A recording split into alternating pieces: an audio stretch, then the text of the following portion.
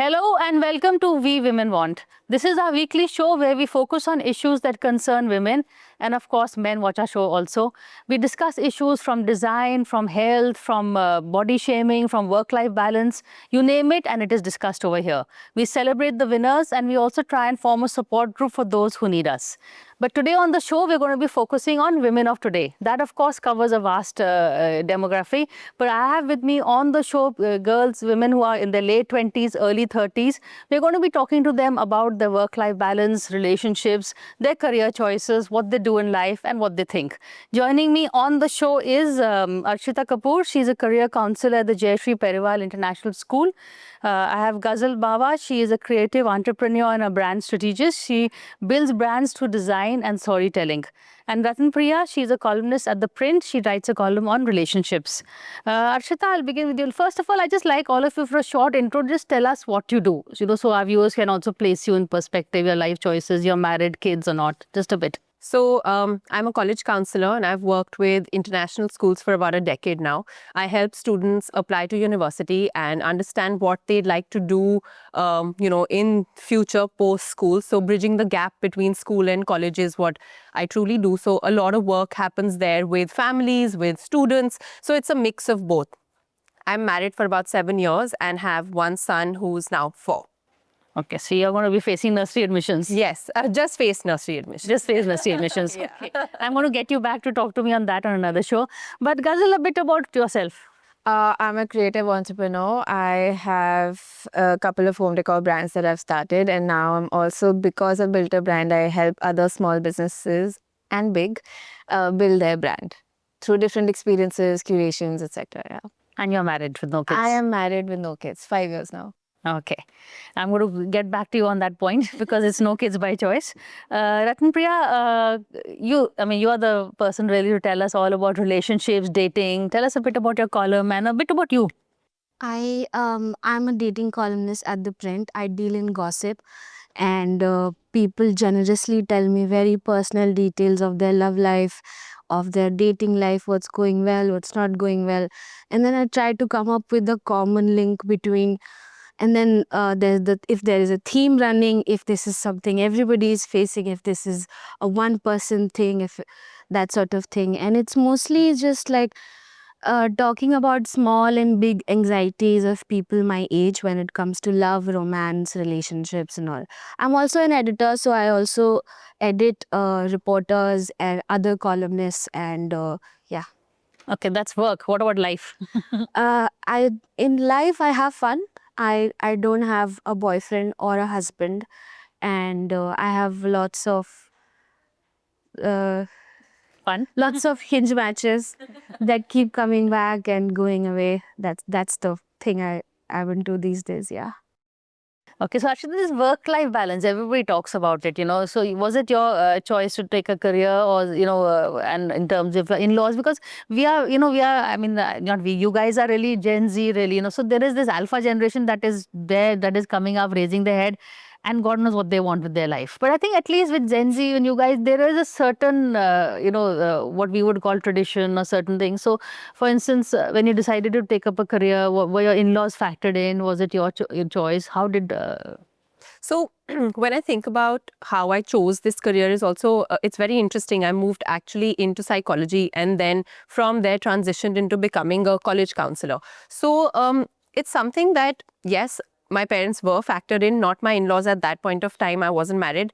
But it is something that was very well approved by all the elders at home because it was initially a school job. And everyone kept saying, oh, it's great because when you get married, then you're going to have enough time for your family. So that is something that you think about. If you want to have kids, then are you going to have enough time for your kids? So it was something that I thought about when I was deciding to do this because I knew that it is going to let me have that balance of, wanting to run my own house and having a career as well. So I think my job does give me that, and that was something that I honestly thought about when I was deciding what to do as well. Okay, because end of the day, Ghazal, there is also we talk about whether work-life balance, but also there is financial independence. How important is that to all of you? Is something? I think that for me, that was the driving force for sure. though I think it was a big risk as coming from a service background. I felt like I was the first one to ever jump into entrepreneurship and starting my own business. And it did come with a lot of skepticism from my parents. I think they were a little stressed about it, but I think we managed. And they are now proud of me for achieving what I have and excited about my journey and my career through this entire past 12 years. And I feel like the decision has always been the factor driving that decision has always been financial independence for me.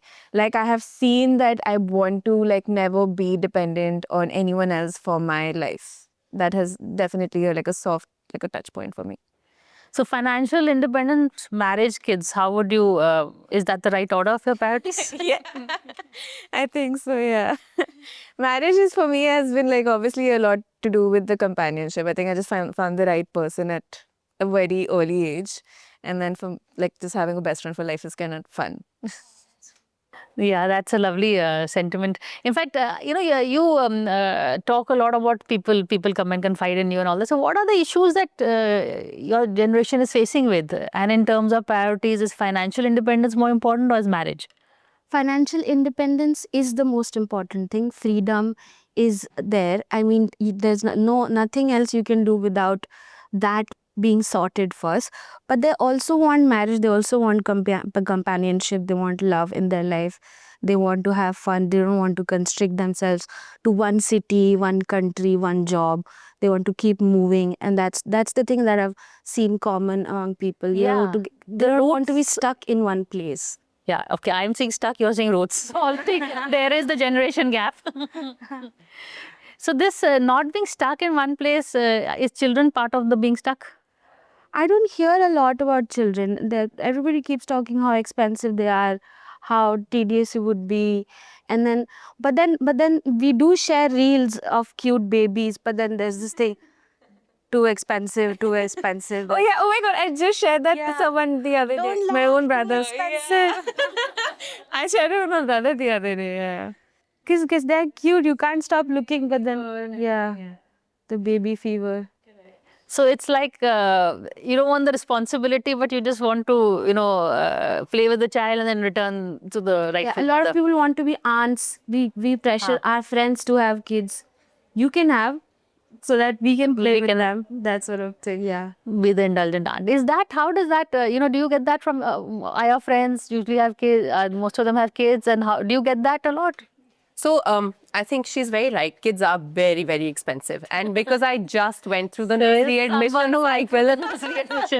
just went through nursery admissions, I can't kind of talk about it enough. But I think it's great being an aunt, but I think being a mother gives you that sense of, I don't know, it's a very different feeling of being a mom, and it changes you. I think it changed me a lot. It teaches you a lot. I wouldn't give it away for anything, but I don't think somebody who's not ready or doesn't have the thought should jump into it, because you are giving up a lot when you're having a child. And if you're not ready for it, then don't do that to the poor baby, because he's come into the world because you wanted him or her to come into this world. Then you have to hold full responsibility of them. So if you're not ready, don't do it, because it's a huge change that you have to kind of deal with. And, in terms of careers, did having a kid, you had to take a break? Yes. So thankfully, India does give us the 6 months of maternity.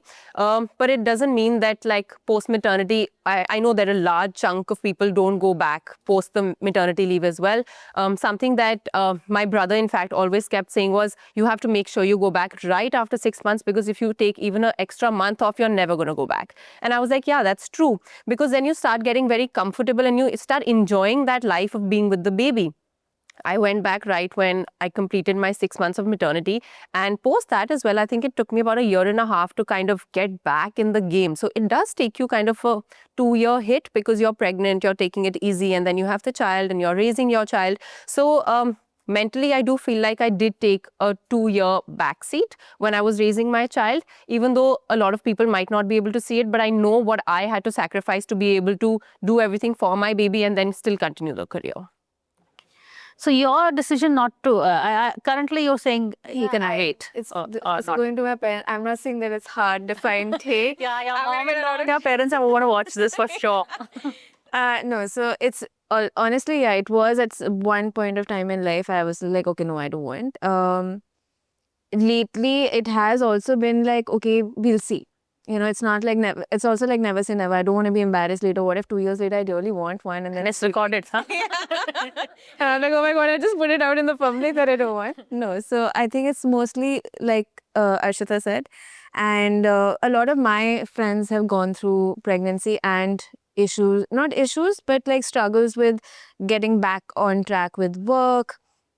So they have actually been very candid about it and just been like, you do it when you're ready.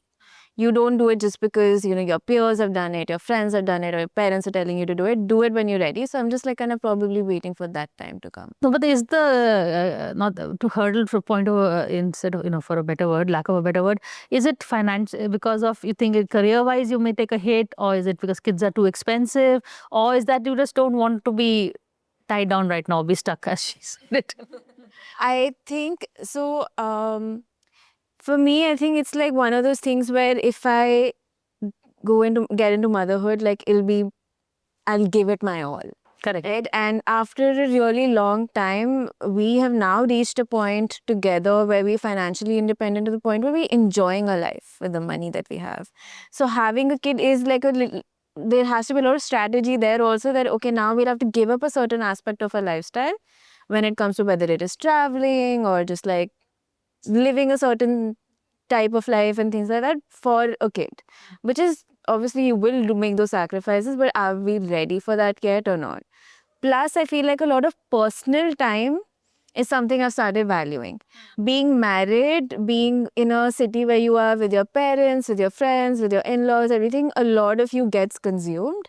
So having a kid will definitely be like one of those other things that consumes you. So I think right now I'm just also enjoying like being that independent and getting my alone time and things like that.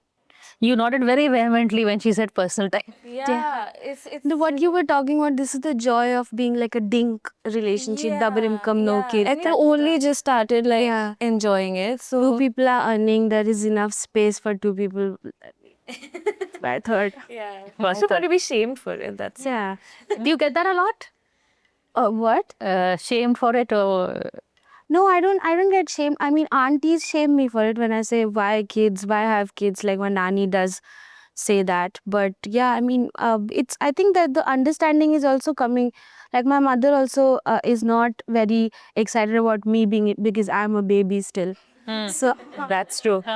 so yeah, not a lot of shame. I don't think so. No, there is not. That understanding is slowly creeping in. That people have their own timelines and choices. That sort of thing. How would you see a family unit in terms of, the traditional is kid, in-laws, whatever, but now the way, I don't know whether, is marriage something that you would be looking towards? I don't think you need to be married to have a family. I mean, family is your community and your friends, your parents, friends of parents, parents of friends, people you work with, and the connections you make when you travel and all. This is the kind of companionship and community that I have been building in my single years so far after college, during college and all. So yeah, I mean, so for somebody who's always been out of the house since, like I'm a boarding school kid, so that's the kind of family that I have been building all along, and that's what I understand mostly. So we're going to take a break, but a quick follow-up is this kind of family, at least, with the unit, whether your husband, there is a certain surety, that you are, that's what marriage is, commitment. You want a commitment-free, community is there, but, you can't demand of them as rightfully as you would of your immediate family. Hi, it's like you bring your joy, I bring my joy, we all have a joyful time. So what happens when the sorrow hits you, when you're... And then we shall stay together, yes, of course. But then there's no I don't know, I'm not going to force you. You're not obliged to spend it all with me. You have the world and I have the world, that sort of thing. So there's no commitment. Yeah. That is, I don't know whether commitment is such a bad word as. It's not a bad word. I mean, people do have it. They choose to do it, but then it's not like the only thing, the end goal sort of thing. Yeah. Okay, hold that thought because more on that later. But we're going to take a quick break, so stay with us. Hello and welcome back to We Women Want. This week we are discussing what the women of in the late 20s, early 30s, the Gen Z really has their views on life, on relationships and commitments. Your reaction to what she said, how would you react? I've been such a family person that I feel like I think these are two extremes. I used to live with my in-laws. I've always been in Delhi, studied in Delhi, so lived with my parents and then moved to living with my in-laws. And now we live separately, but it's a way where my in-laws live literally across the road. So we're with each other all the time. So I think there's two spectrums of people as well in the world, and it's okay to be on any side. You could be in the center as well. We've got so many people who are living in like small cities, big cities away from their family and have built a community for themselves, right? We have so many people who move out. Most of the kids that I work with actually move outside and stay for about 10 years outside and then come back to their families. So I think it's okay to be anywhere, and I feel like this generation is anyway so fluid as compared to, you know, our parents, where they felt like working in a company means work in a company for 20 years and that is what is commitment, that is what is job security. For us, it's about our mental health, what we want, what makes us happy, and it could mean money, it could mean no money, but I think happiness is something that is priority for most of us. Okay, so today's women, are you putting yourself, what she called me time, are you giving priority to yourself also? Our mothers didn't do that, they were criticized for just sacrificing too much for the family. Are you consciously carving a space for yourself in your whole routine? I think 100%, because I really go by the fact that it takes a village to raise a child. I leave my child with my in-laws and I take my time off because I think we need it. We're working, we're looking after children, running the house. I think you need your time. So I take my holidays. I do what I need to do to be able to live sane and raise that kid properly as well. Imagine an insane mother raising a child, right? We don't want that. Yeah, so I take my time off. So, Ghazal, I was doing a show with a lot of young kids who I would say are the Gen Alpha. And, they spoke a little of what she has hinted to us about the commitment phobic. And a lot of young girls, they said our priorities are, of course, financial independence, then a kid, and then marriage. They were happy with IVF, they're happy without men. Is that something you can understand, relate to? Or is because there is also you're not thinking of the now, you have to also think of the later. Yeah, I mean, I think I do get it. Because again, it comes down to each his own. Like when I also chose to start voicing my thoughts, it wasn't very like you could sense like you were shaking the aura and the vibe in the room or whatever. But so I feel like now when it comes to priorities, like you said, it does come down to what makes you happy. It's simply as simple as that, because then eventually like that does trickle down to all the other aspects of your life as well.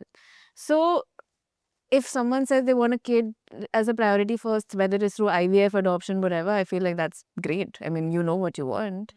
That's perfectly fine. Marriage for me, like I said, was completely about companionship and being with someone who really knew me inside out, and like kind of that having that, like I probably secured it, like having a best friend for life.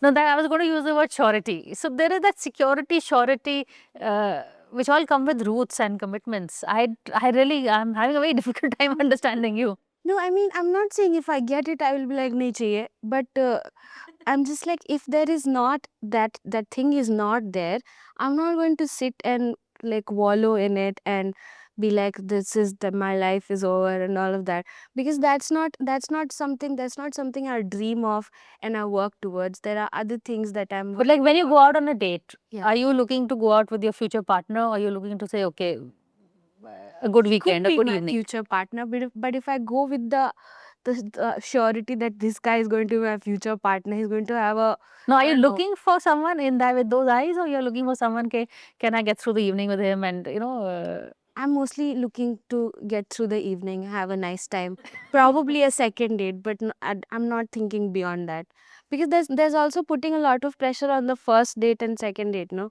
then तो फिर हम यही बात करेंगे. So what are you thinking? What is your 5-year plan? So what are your first few questions on your dates? I don't ask questions. Okay, how do you communicate? What do you do? I mean, I talk. We find like a common subject to talk about. I like when I'm on a date with a equally nerdy person about anything. So there's this discussion. But then what I've noticed is that during dates, I hardly see men asking me questions. So now I've stopped asking men questions. I don't want to know what is their goal, what trouble is there, and all of that. Yeah, there's like talk about if you're watching a movie, if you're eating something, you find some way to communicate, have a great conversation. But like this question answer asking, it's not going well, so I'm not doing it. Not going well, I like that. So the other thing, I don't know, on dates, what people do is they find activities to do rather than, sitting in a coffee shop and having a conversation. Yeah, that makes it a little easier. I mean, it is a performance. You meet a new person, you try to perform to be the best person this person will ever meet.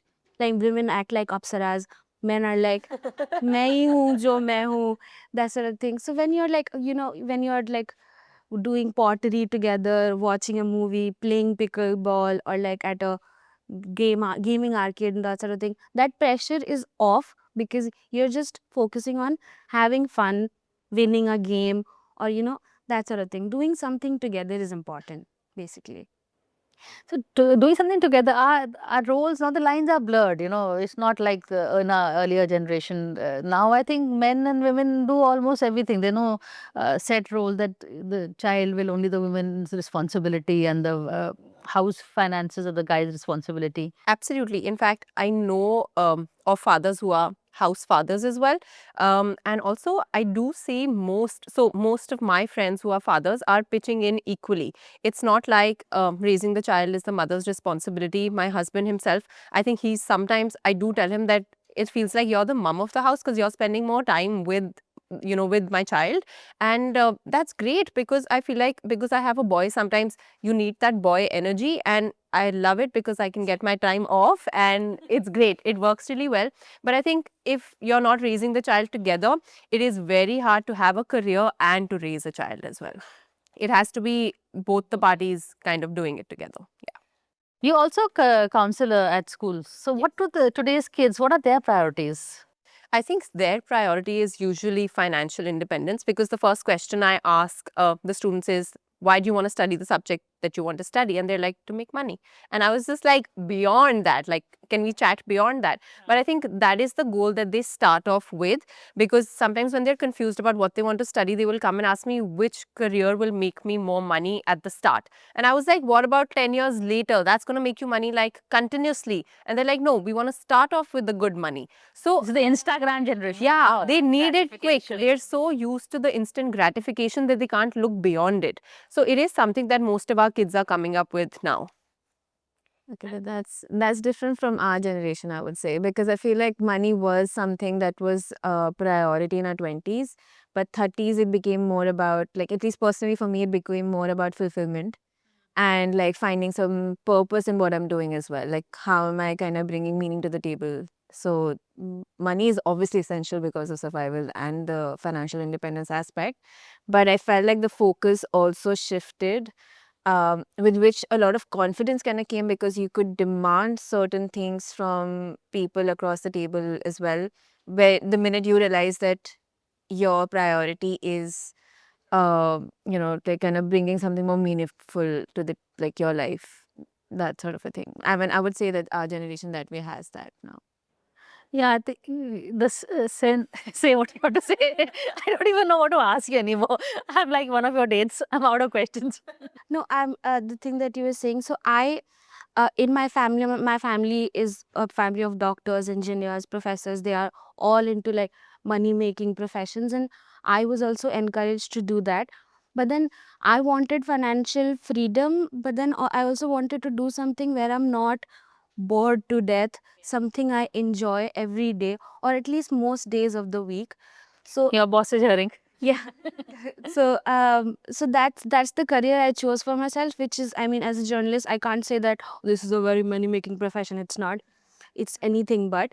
but the fulfillment is very important. If I was like an investment banker or an engineer today, I would have a lot of money, much more money than I have right now.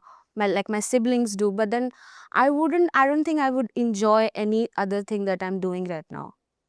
Okay, we're out of time. So one quick last question is, I'm back to the roots question. Is having, now roots is of course family, but roots is also your own house.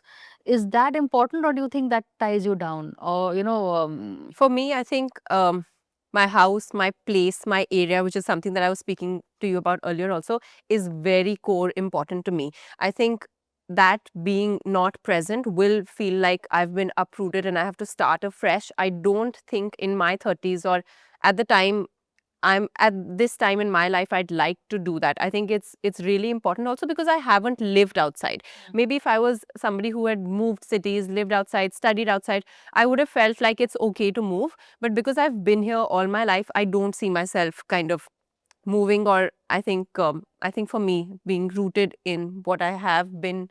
so if you're saving, will your priorities be buying a house or doing the holiday? If you have your, That's a very tough one. That's a tough one. But I think once you have the house, then you can do the unlimited holidays. so The house is the important. priority. The house is important. What about you? Same, I think. Yeah. The house is more than the. So roots are important. Roots are important. Yeah, you want to sense of belonging, whether it's a geographical or familial or whatever. At the end of the day, you want to come back to your space. Yeah. That is An oasis of yours.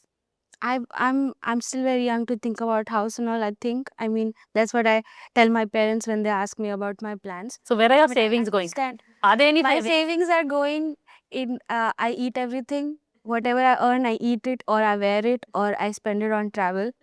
And lately, I have been spending it all my friends' weddings because they all have decided to get married.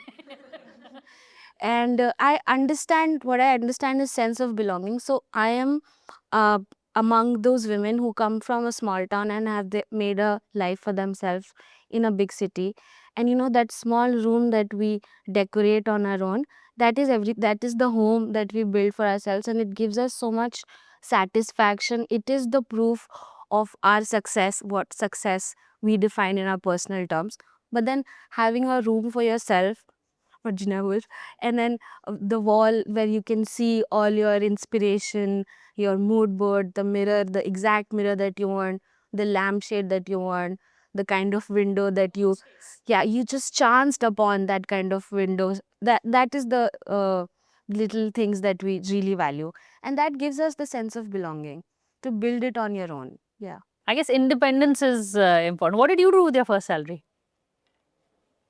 Yeah, ate it and wore it. I think Yeah, it's those emotional things that you want to like, okay, I'll take my parents and family out there. Wear something. I wasn't paying rent at that time, so I spent it all on hair dryer, hair straightener, clothes, and gifts for people like my family. And no friends, regrets. All of that. Yeah. ये नहीं सोचा थोड़ा save कर लेते तो today no regrets when you were not first salary but first few. Yeah. Oh no, I had to I came from a family Saving, yeah. That's what my mother also. So I had to this percentage has to be first saved. Had to be. There was a full. I was like, I don't know why everyone is so involved in my financial plan, but it was a full thing. There was a whole structure, family meeting. This is what you do: SIPs, savings, RDs for this, loan if you're taking this, and I'm just like, okay, I'm an adult now. So, yeah. Yeah, SIPs versus hair dryers. Choice fine. I was talking to this deputy editor. She's in her 40s, and we were in the lift, and she was like, now I started to realize if I had started saving when I was in my 20s, I would have saved so much. So I would tell you, please do that. And a lot of Please do people that. said that to me. But when she said it, I'm like, okay, this is serious now. I should think. So I think the next month only I started my first SIP, because I was just like, I don't want to be in my 40s and thinking I should have saved. Yeah. See, that is the lessons of life, SIPs at the end of the day. But thank you all. It's been a very interesting conversation. I think there were a lot of takeaways, and just to know the mind of the women of today is thinking really. But that's it for now. Thank you for watching this show. For more such videos, subscribe to the NewsX YouTube channel, hit the bell icon.